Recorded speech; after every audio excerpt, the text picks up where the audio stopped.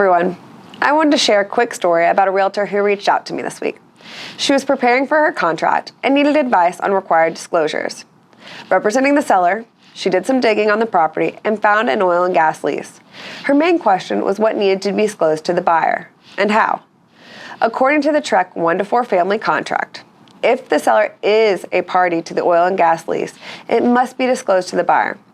I advised the agent to provide a copy of the lease to the buyer prior to executing the contract and ensure that paragraph 4C1 is checked, indicating that the lease had been provided.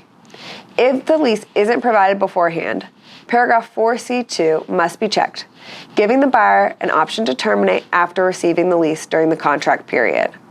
Paragraph 4C1, on the other hand, does not allow for termination after receipt of the lease.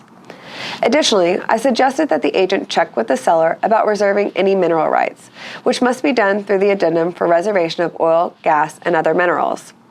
Since they have an oil and gas lease on the property, they may want to retain rights to that lease, and therefore they are going to have to reserve their mineral rights. It's crucial to handle this properly.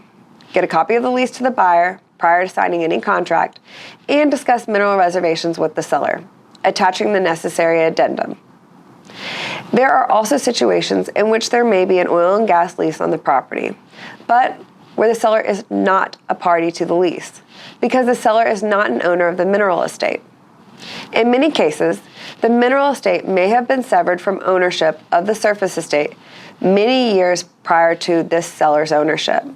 So the owner of the mineral estate, the person who has the lease with the oil and gas company and who receives the royalty payments, is not our seller. Seller may not even know who owns the minerals or what oil and gas leases may be on the property, because they are not parties to those leases. Note that the TREC contract only requires disclosure of natural resource leases to which seller is a party.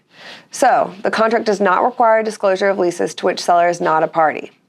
That said, if seller is aware of it, despite not being a party, seller may choose to disclose a specific matter seller is aware of.